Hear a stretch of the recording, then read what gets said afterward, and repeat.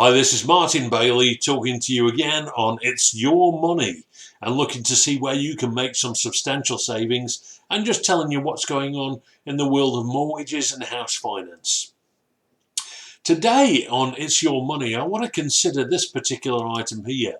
House prices double every 10 years. Is that true?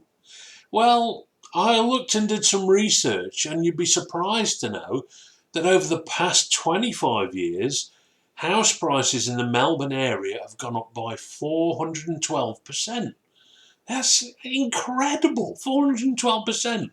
And get this, in the past 12 months, they've gone up just over 18%. The forecast, you'll be glad to know, for next year is between 7 and 8% increase. Now, if you're owner of a house, you'd be saying, superb, I've just made some money without having done anything.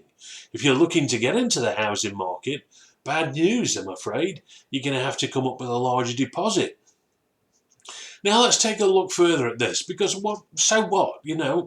What's the benefit of this to you? Well, current median house price in Melbourne is just over $1 million. Now, in 5 years' time, get a look at this. This property that you're sitting in, if it's worth $1 million, and some prices are higher, some are lower, depending on where you live, the forecast based on the 2022 forecast, 7 or 8%, in 5 years, your house will be worth $1.5 million. Suppose, though, it's not 7 or 8% that your house price will increase by. Let's just go with half of that, 4%.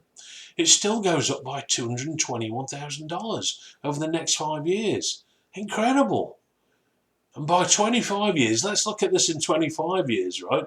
If we use the 25-year median house price rise, which was 412%, your house will be worth over $4 million. That's an increase of over $3 million. Supposing it doesn't go up like that, though, supposing it only goes up by 7 or 8%, then it's still worth, would you believe that, $4,700, even more. And if it's only half of the forecast amount, then it's still $2 million. So that house that you're living in at the moment for $1 million, well, in 25 years, potentially is going to be worth $2.2 million. That's a massive increase. So what's the point of all this, apart from having a bit of a feel-good factor on how much you're actually sitting on? Well, it's your money.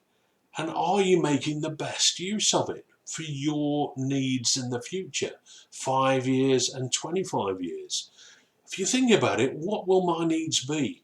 Will I be able to retire based on the superannuation I've collected?